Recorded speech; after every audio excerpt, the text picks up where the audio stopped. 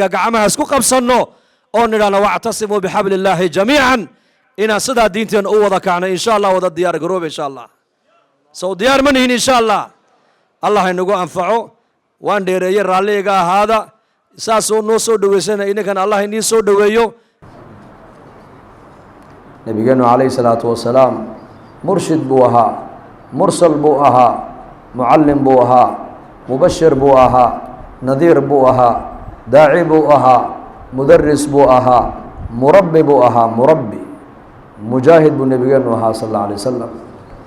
shujaac buu ahaa sakhi buu ahaa nebigeenu xaliim dulqaad badan buu ahaa ceebta dadkana ka astura ayuu ahaa cafuwun buu ahaa nebigu mid dadka iska cafiya buu ahaa kariim mid deeqsiya buu ahaa nebigu oo dadka karamkiisu meel walba uu gaadho wax lama weydiisan haddii la weydiista nebigeenu calayhi salaatu wasalaam maya ma odhan nebigeenu maa qaala laa ilaa fi tashahudi ma odhan weligii nebigu laa ilaa tashahudka marka ataxiyaadka la akhrisanayo mooyaane marka ayaan ku dayanaynaa yaa qudwo inoo ah yaa mucallim inoo ah ayuhalmuslim ayaad noloshaada kaga dayanaysaa acdam shaksiya fi taarikh buu ahaa nabigeenu sal alla alay slam dadka adduunka soo maray shaksiga ugu taariikh weyn ugu taariikh wanaagsan ugu akhlaaq wanaagsan ugu dhaqan fiican ugu dulqaad badan ugu cafis badan ugu deeqsi badan ugu geesinimo badan ugu sakhisan buu ahaa nabigeenu sal alla ly slam uguna taqwo badan buu ahaa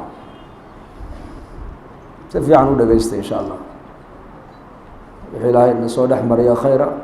ilaahay baan ka rajeynaa wax khayr inuu na soo dhex mariyo annagana nagu anfaco ininkana uu nagu anfaco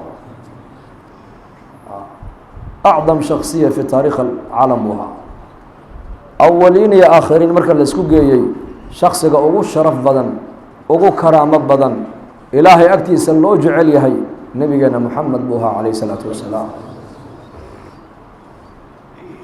alaa wa ana xabiib الraxmaan imaam qaadi cayaad raxmat ullaahi calayh kitaabu shifa ayuu xadiiskaa ku qoray